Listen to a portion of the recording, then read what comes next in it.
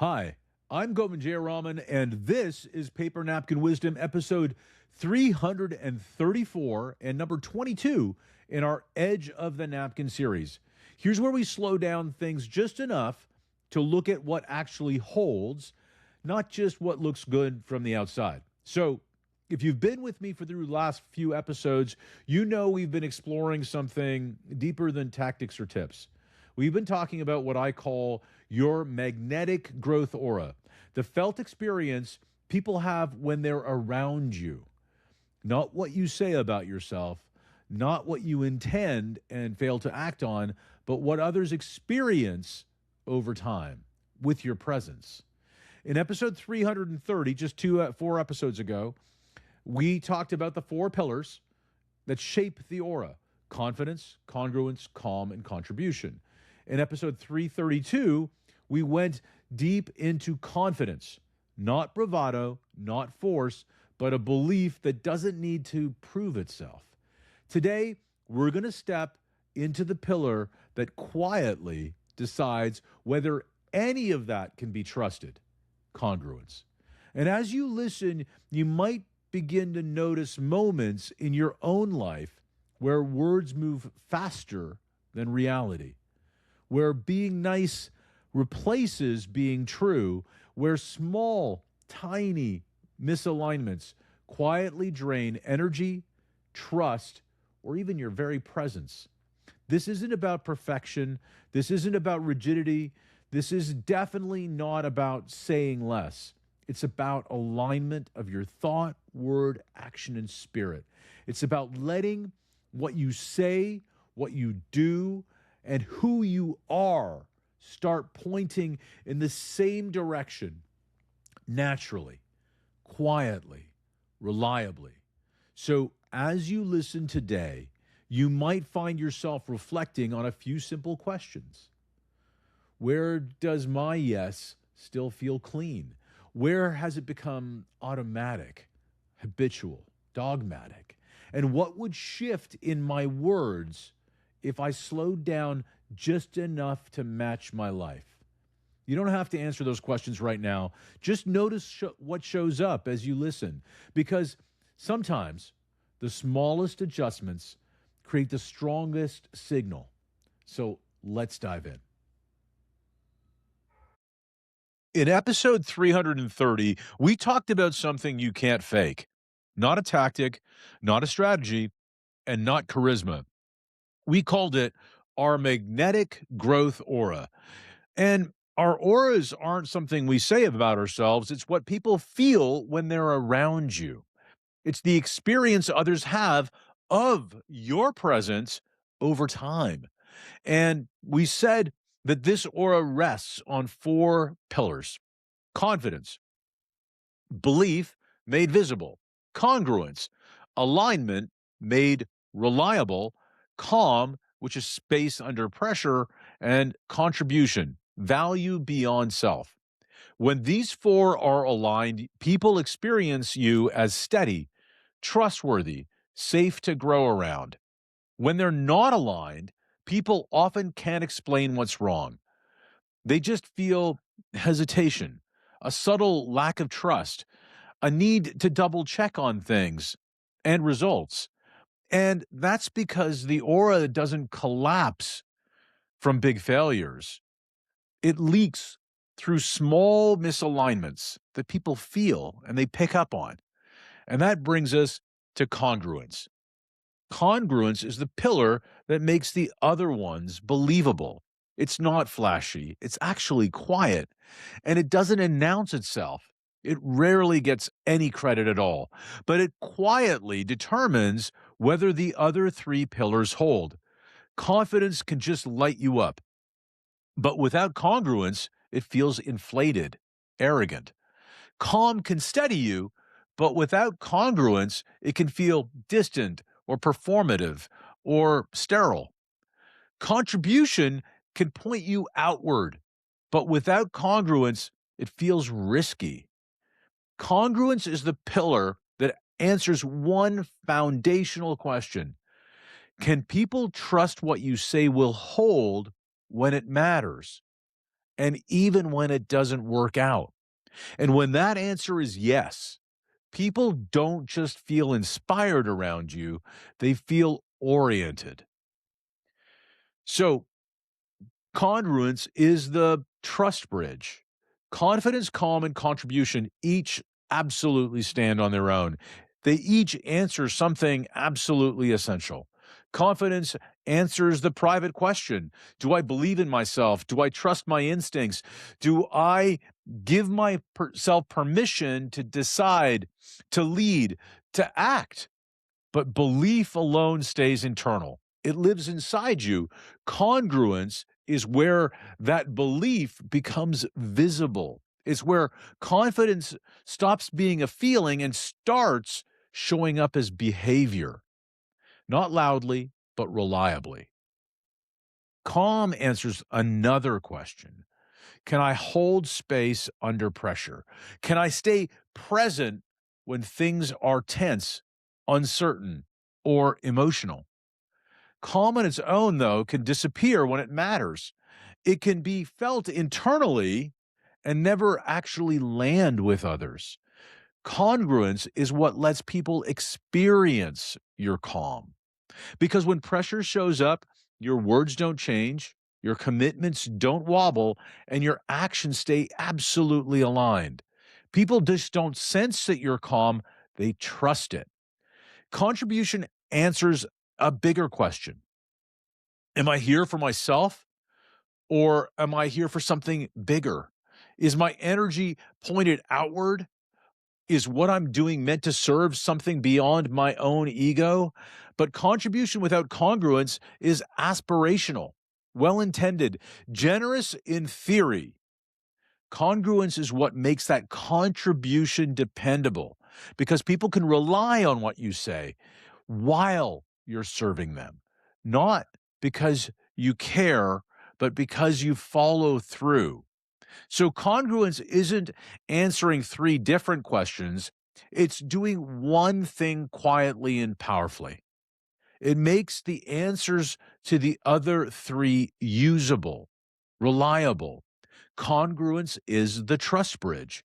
And the real question underneath it is, can people structure their expectations, their decisions, and energy around your word, around your commitments?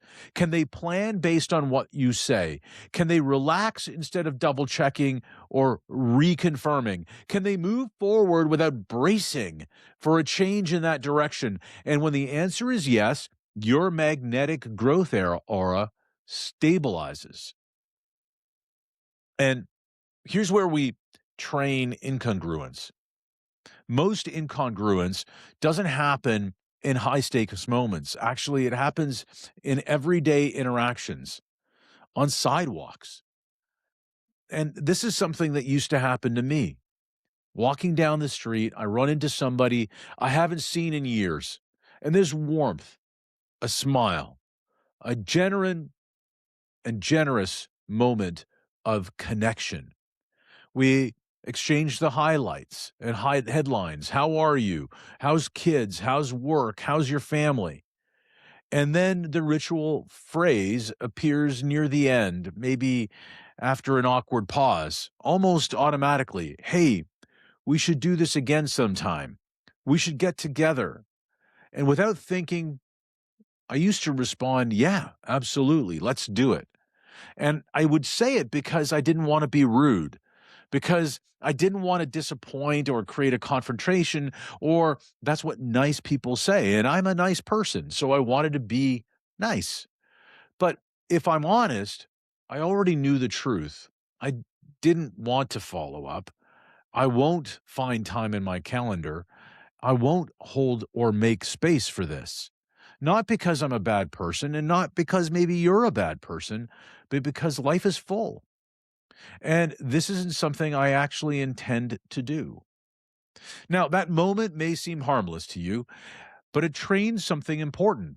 In that instance, you made a micro trade. You made a trade of truth for comfort.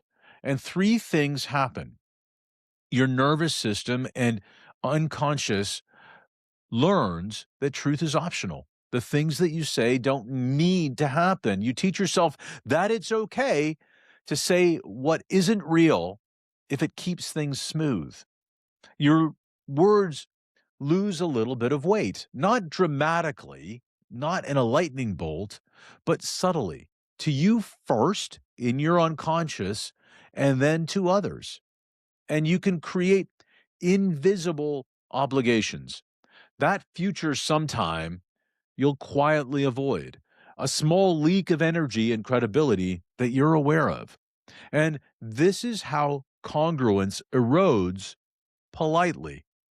Congruence doesn't require you to be cold. It doesn't even require you to explain yourself. It asks you to be accurate. Congruence would sound in that same situation, and this is something I've learned to say, hey, it was awesome to see you today. All of that's true. All of that is kind, and it's clean. Kindness without clarity isn't kindness. It's avoidance, and avoidance slowly collapses trust. So, say what you do what you say. As training, not as morality. As training for your nervous system, as training for your unconscious mind. We often hear say what you do what you say as a character rule. It's not. It's nervous system and unconscious mind training.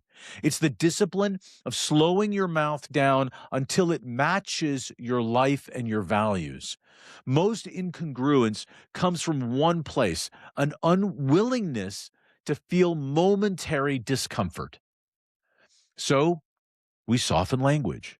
We overpromise or overperform. We say sometime, I'll try, I'm trying, I'll do my best. But every time you say something you don't mean, you create future tension.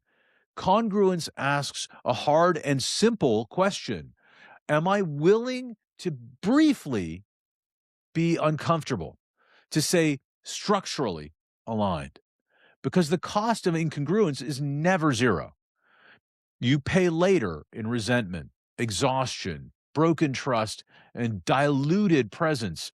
Congruence restores trust not through intensity, but through consistency.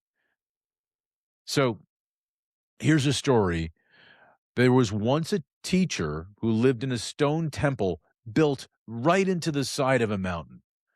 Every morning, he stood in the central hall and he spoke his teachings. The stone walls echoed his words back to him. He loved that echo. It sounded like certainty, like authority. And over time, he stopped listening to people and started listening only to the sound of his own echo. His students would ask questions, and he would repeat the same phrases. Truth does not change, he'd say. My job is to repeat it. Life outside the temple, however, shifted. People changed and the world evolved. But the echo stayed the same. The teacher was congruent with the routine, but not with reality. This is congruence without confidence, calm, or contribution. No confidence to evolve, no calm to sit with the uncertainty, no contribution beyond preserving his own alignment. It's dogma. It's blind repetition. Now, imagine a different teacher, same principles, same values, but this teacher leaves the hall, listens, lives a little, and adjusts his language without abandoning his core. He trusts truth enough to let it meet the moment, and that's living congruence. Congruence without confidence becomes compliance. Congruence without calm becomes sharp, unkind, brutal honesty. Congruence without contribution becomes self-contained alignment. But with all four pillars together, confidence gives congruence choice and a voice. Calm gives congruence softness and kindness. Contribution gives congruence meaning and purpose. And people relax around you and want to be there. They don't brace, they don't decode, they trust. So here's a few simple practices. Delay the yes if you need to. Let me think about that. Speak in truth units. Say only what you can sustain and repair fast. Alignment restored quickly deepens trust. If something happens and it doesn't work out, own it and realign. And on a napkin, you can try this out. Draw 4 circles: confidence, congruence, calm, and contribution, and ask, where do my words and life stop touching? And that's where the work is. So remember, congruence isn't loud, it doesn't perform, but here's what it makes: confidence believable, calm receivable, and contribution sustainable. Say what you do what you say, and let your magnetic growth aura be built on alignment, not performance. And make it a great day.